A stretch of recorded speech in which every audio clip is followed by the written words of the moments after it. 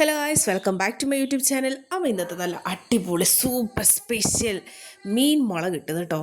നത്തൽ മീനാട്ടോ. നിങ്ങളൊക്കെ മത്തിയൊക്കെയല്ലേ മുളക് കിട്ടുന്നുണ്ട്. ഞാനിന്ന് സ്പെഷ്യലായിട്ട് നത്തൽ മീനാണ് മുളക് ഇട്ടിരിക്കുന്നത്. അതിന് മുമ്പ് എൻ്റെ യൂട്യൂബ് ചാനൽ ഫസ്റ്റ് ടൈമാണ് കാണുന്നതെങ്കിൽ ഒന്ന് സപ്പോർട്ട് ചെയ്യാൻ വേണ്ടിയിട്ട് ആ സബ്സ്ക്രൈബ് ബട്ടൺ ഒന്ന് അമർത്താൻ മറക്കരുത്. ലൈക്ക് ചെയ്യാനും ഷെയർ ചെയ്യാനും മറക്കരുത്. അപ്പോൾ ഞാനിവിടെ ചട്ടി ഇവിടെ വെച്ചിട്ടുണ്ട്. ഇനി നമുക്ക് അതിനകത്തേക്ക് ആവശ്യത്തിന് വെളിച്ചെണ്ണ ഒഴിച്ചു കൊടുക്കാം. ഞാനിവിടെ നമ്മുടെ നാടൻ വെളിച്ചെണ്ണയാണ് ഒഴിച്ചു കൊടുക്കുന്നത്. മീൻ മുളകിടുമ്പോൾ ടേസ്റ്റ് കിട്ടാൻ വേണ്ടിയിട്ട് നമുക്ക് വലിയ ഉള്ളിനേക്കാളും നല്ലത് ചെറിയ ഉള്ളിയാണ്. ചെറിയ ഉള്ളിയാകുമ്പോൾ മധുരമൊന്നും ഉണ്ടാവില്ല കേട്ടോ.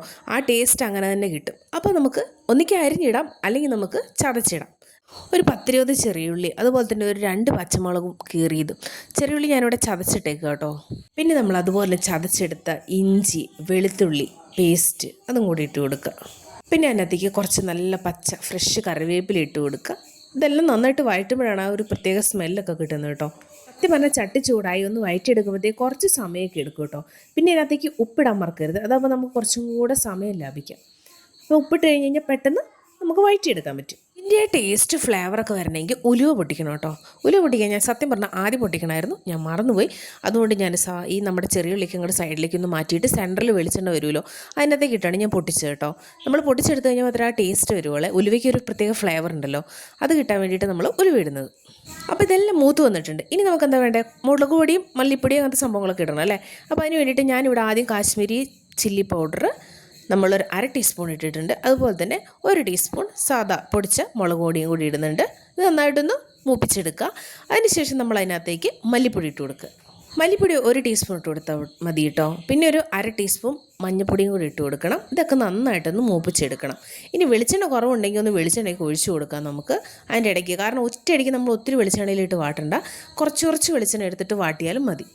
ഇനി നമുക്കതിനകത്തേക്ക് നമ്മൾ ഒരു തക്കാളിയാണ് ഇവിടെ എടുത്തിരിക്കുന്നത്. ഒരു തക്കാളി ചെറുതായിട്ട് അരിയുക. അപ്പോൾ പെട്ടെന്ന് വാട്ടി കിട്ടും കേട്ടോ.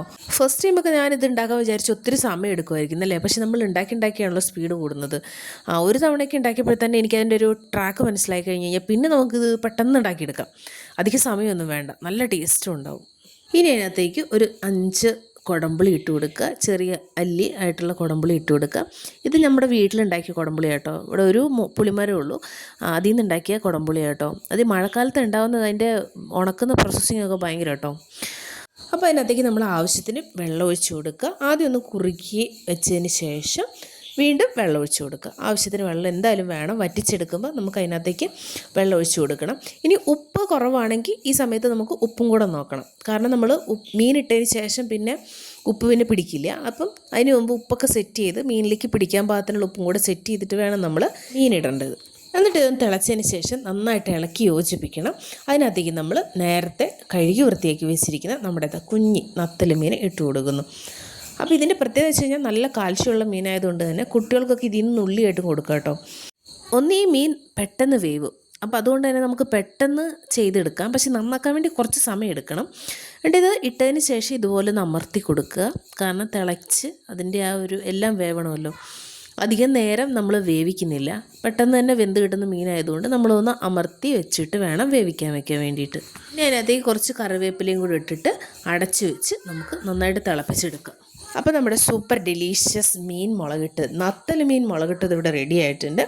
അപ്പോൾ ഈ വീഡിയോ നിങ്ങൾക്ക് ഇഷ്ടമായെങ്കിൽ നിങ്ങൾ എന്നെ സപ്പോർട്ട് ചെയ്യാൻ വേണ്ടിയിട്ട് ആ സബ്സ്ക്രൈബ് ബട്ടൺ അമർത്താൻ മറക്കരുത്. ലൈക്ക് ചെയ്യാനും ഷെയർ ചെയ്യാനും മറക്കരുത്. Okay, thank you. അപ്പോൾ നെക്സ്റ്റ് വീഡിയോ ആയിട്ട് അടുത്ത ദിവസം കാണാം.